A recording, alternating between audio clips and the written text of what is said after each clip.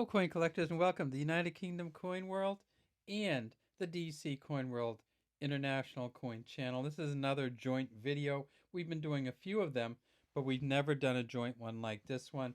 And this, of course, is the New Zealand 1990 $2 coin. It says Elizabeth II on the left, it says New Zealand in the front.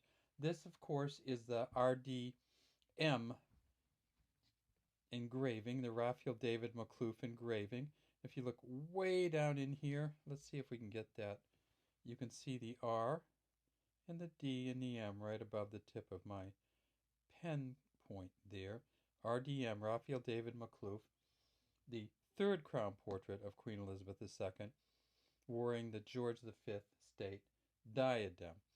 Now, this New Zealand coin is was the first year they made it. They made this from 1990 to 1998 in this exact formation with this portrait on the front.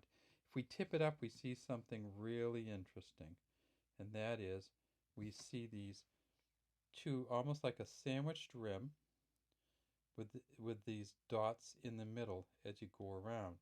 Now, I hadn't seen that in many other coins, and I was trying to remember which one I'd seen it in, and then I remembered, of course, the Hong Kong $5 coins, the old Hong Kong $5 coins.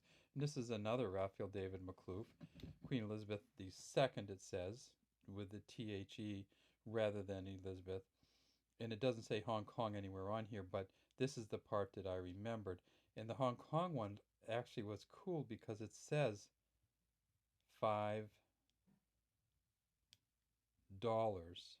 right in the center of it. And again, it's a sandwich coin. This is called a security edge. This, when they sandwich these two together, and they're very, very hard to yeah, and there's a beautiful view of it.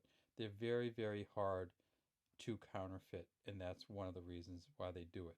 It also, there's some allowances for coin machines to be able to detect these, but it turns out that many of the coin machines detect coins not only by the size but by whether they're magnetic or not. And that's an interesting issue because, oh, look at the back of that. Because let's go back to the front. Because in 1997 they changed the makeup of some of these coins, and they made 1,000,000 of the $2 coins in 1997. But because they changed the metal composition, coin machines and gaming and vending and parking machines wouldn't take them. So in 1997, they recalled almost the whole mintage of these. If you can find one of these from 1997, find it, keep it, send a picture to people of it, because they are hard to find, because they recalled all of them, but not all of them came back. Now, let's get back to this, because it's just exquisite the way that this is engraved. Now, this engraving on the back is a Robert Maurice Conley engraving. And you see we have these kind of Maori symbology around the outside, or Maori motif, I guess you could call it. And we have the great white heron, or the Kotuku, pushing its beak right out through the edge of the motif, and then its feet are right here where the separation is.